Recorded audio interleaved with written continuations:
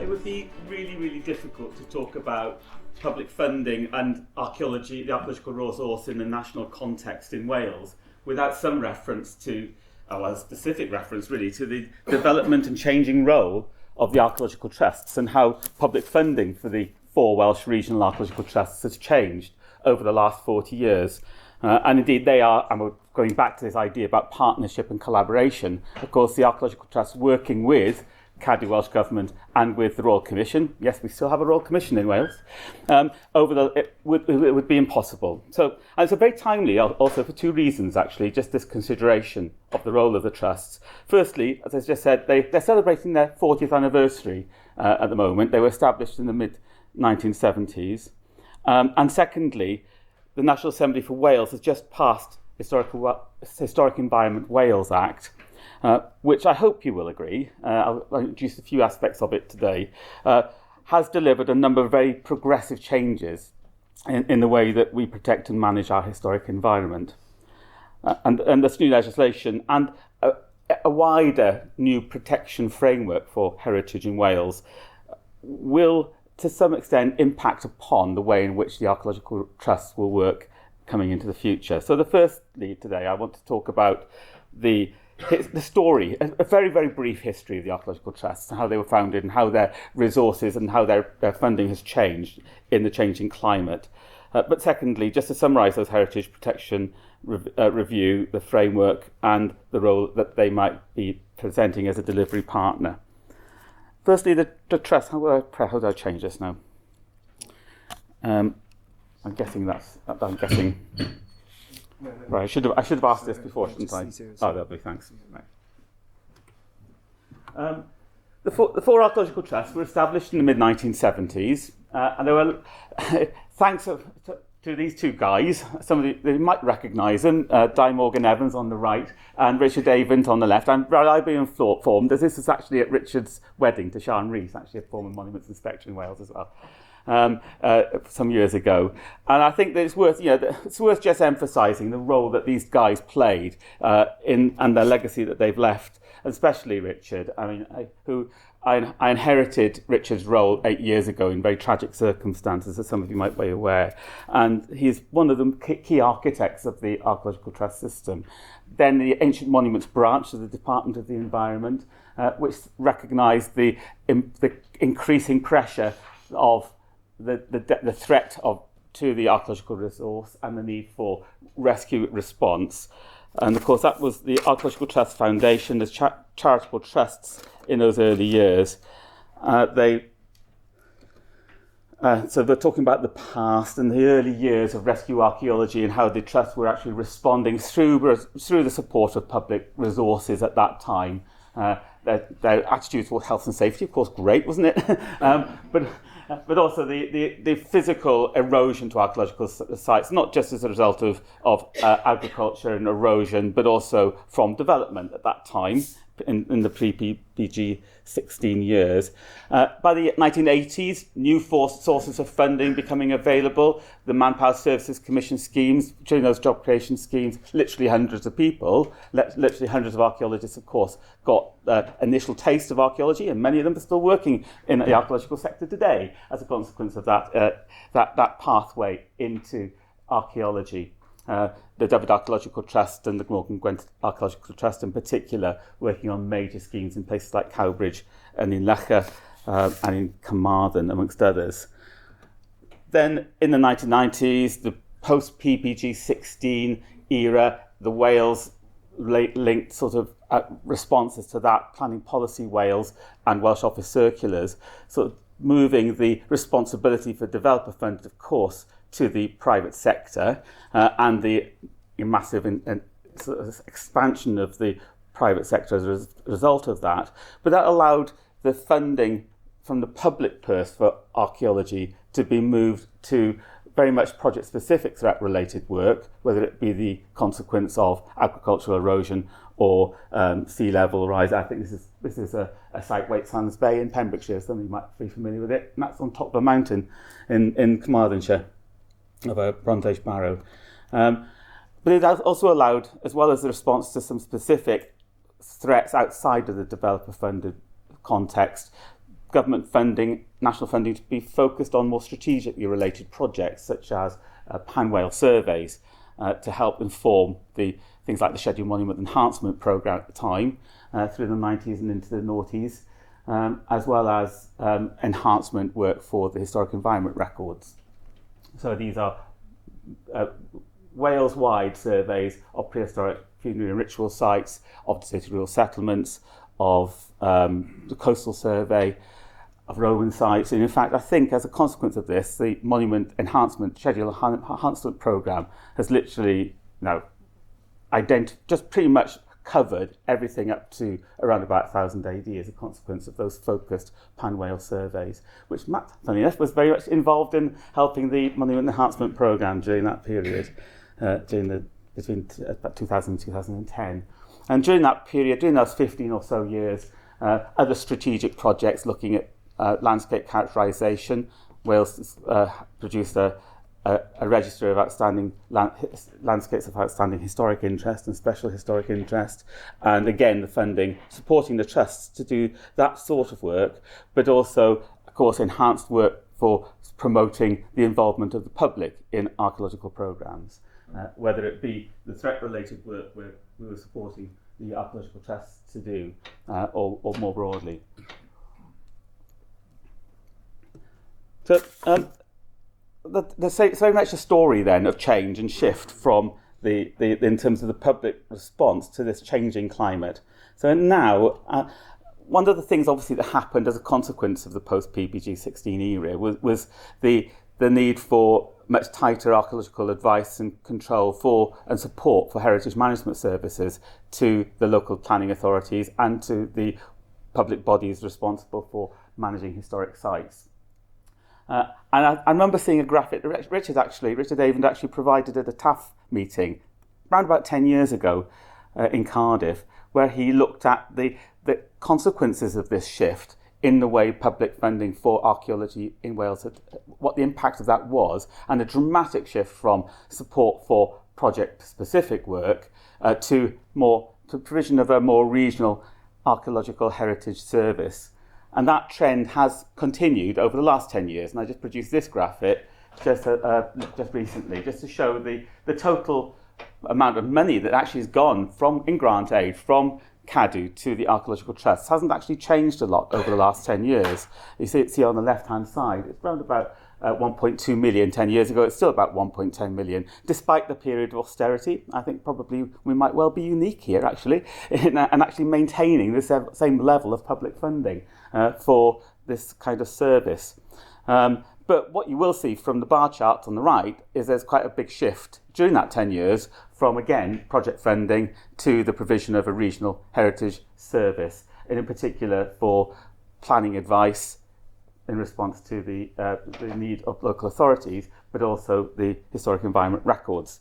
If you look at that in a pie chart, and you can see it more starkly, I think, the shift from probably just under 50% 10 years ago for that regional heritage management service to well over, for nearly 60% now. But the project work going down from 43% of that funding, the same sized cake over this 10 years, but a significant change in the proportion of the funding for different parts of this sort of work that the archaeological trusts do. Of course, the archaeological trusts have their own independent contracting arms, and they undertake developer-funded work with that particular hat on themselves. Perhaps I should point out again, and I'm sort of kind of beating my drum here a little bit, the increase in funding to the HERs during this period, but 9% of that cake to 16% of that cake. And of course, that's been exacerbated recently or stressed or protected recently as a consequence of this. So the second part of my talk, I just wanted to reflect very briefly on some of the changes that have taken place as a consequence of the new Act that we just passed in Wales. At this time last year, when I did a presentation to the CIFA conference, we were just about to introduce the Act, in the bill as it was then, into the National Assembly for Wales. And I'm pleased to say that now I can report it's just had its royal assent and the seal put on by the First Minister in the picture on the left there, which was literally only a few weeks ago. And so the bill has now become an Act. my hair is an awful lot greyer as a consequence of this last year, I can assure you, as a consequence, of course, of the government in Wales not having a majority. And so the whole process of amendment and scrutiny being also very much about negotiation, but I believe actually has strengthened the content of this particular bit of legislation quite significantly. I'm aware of the time, so I'm going to just very briefly, I mean, this is a lecture in a talk in itself, so I'm just going to very briefly review some of the provisions. The significant things, of course, are amendments to the 1979 Act and to the 1990 Planning and Listed Buildings and Conservation Areas Act, as well as some standalone provisions. In terms of scheduled monuments, in terms of the 1979 Act, a lot of these changes are changes which some of you might be familiar with because, of course, they were proposed in the England and Wales draft bill that never actually saw legislative time. But it included things like extending the definition of what can be scheduled as an ancient monument, things such as reversing the burden of proof from or changing the defence of ignorance that people who've been identified for damaging a scheduled monument, such as one on the left actually, which was actually a well publicised case of damage to Offa's Dyke about 2 or 3 years ago, where the culprit actually claimed that he didn't know it. He was damaging a scheduled monument, but he claimed he never actually heard of Offa's Dyke. So he used that defence of ignorance very effectively. But other changes relating to enforcement and stop notices. Some of the other headline measures that we've now changed as a consequence of that, we have introduced consultation into interim protection and review of decisions to designate. We've introduced a lot of additional protection for listed buildings. And some of them actually as a consequence of the scrutiny that it went underway during the National Assembly process. So, for example, there was cross-party support in the National Assembly for taking more effective action against owners who allowed buildings to fall into disrepair. And so now the Welsh ministers have regulatory making powers to issue preservation notices to owners, which we'll have to be developing over the next year or 18 months or so. Heritage partnership agreements, which I know have happened in England already, but they're extended to scheduled monuments in Wales. Statutory historic parks and gardens, a list of historic place names, another change, and then the introduction amendment that was introduced with cross-party support in Wales, and the establishment of an advisory panel. Some of these measures will be introduced automatically on commencement, so will be actually part of the Welsh law by the middle of May. Others will be commenced subject to various statutory instruments going through. So it's quite a big implementation programme still to be done in order to sort of implement the changes that we've actually brought forward. But perhaps the most interest to an awful lot of people in this room will be the statutory historic environment records. At the moment, there was a shift, it was alluded to by Peter actually earlier on today, there was a shift in the way in which that duty would fall during the course of the scrutiny, because it was felt that the system that currently is in place in Wales, where the Welsh Government actually supports the Welsh Archaeological Trusts to maintain regional archaeological services, which help inform the advice going to planning authorities, should be retained. That system should be retained.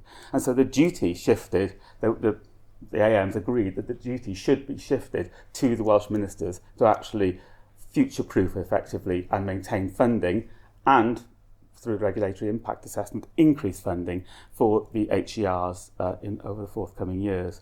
So the Welsh ministers intend to continue to discharge that duty through the trust system, although of course, that whether the trusts exist or not, that statutory duty will now exist.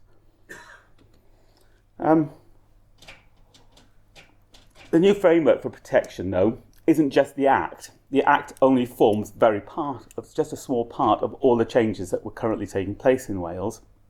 So the top right-hand corner, the Historic Environment Wales Act forms part of a suite of legislation that's recently been passed by the Welsh Government, including a Planning Act, a Wellbeing of Future Generations Act, an Environment Act. I wish I had time to talk about these in more detail because they've all got direct relevance for how we manage heritage in Wales. And all the red boxes rather, are documents which are currently in preparation. We've just sent out a consultation on Planning Policy Wales, Chapter 6, as it affects, that's the national planning policy for the historic environment. It's just gone out for consultation. I like to think that I can correct Tim Howard this morning when he said that there's an unrelating deregulation taking place, and it's actually across throughout the UK.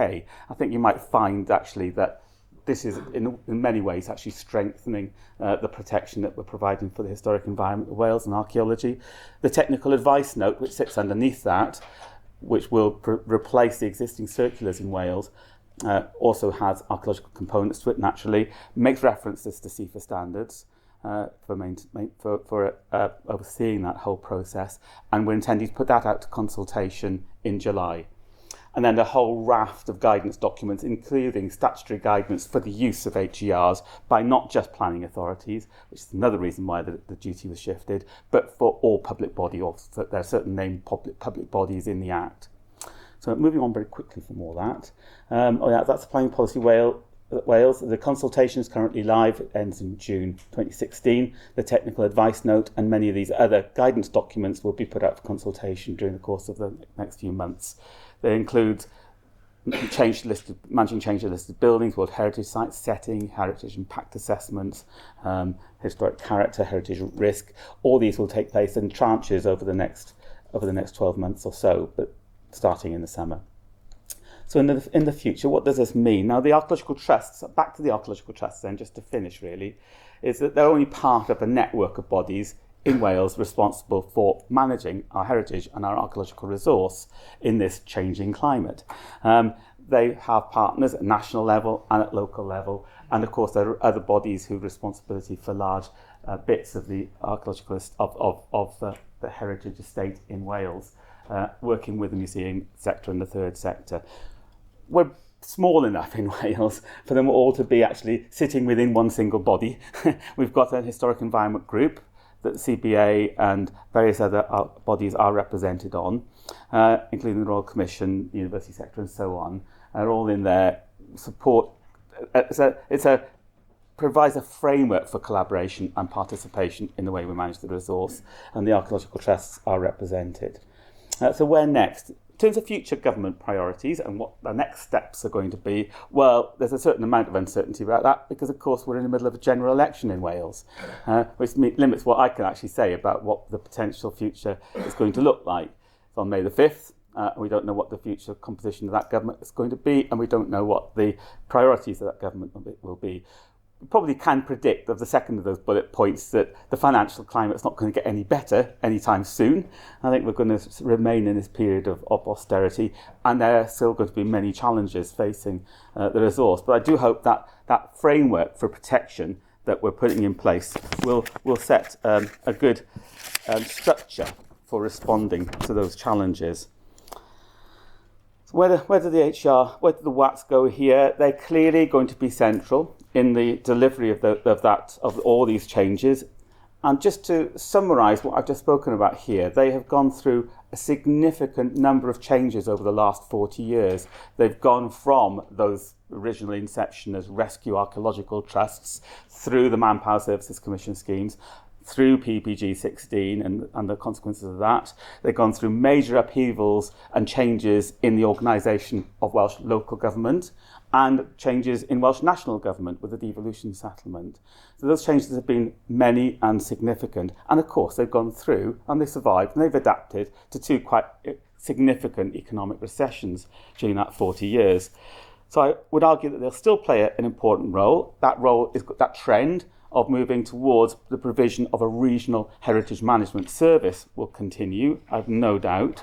But they've got a responsibility themselves to maintain a high quality regional service with the necessary expertise, the necessary resources and the necessary structures to actually address those changes into the future. So I hope that they will continue to be a key part of the delivery of our protection system in Wales for the next 40 years. So thank you.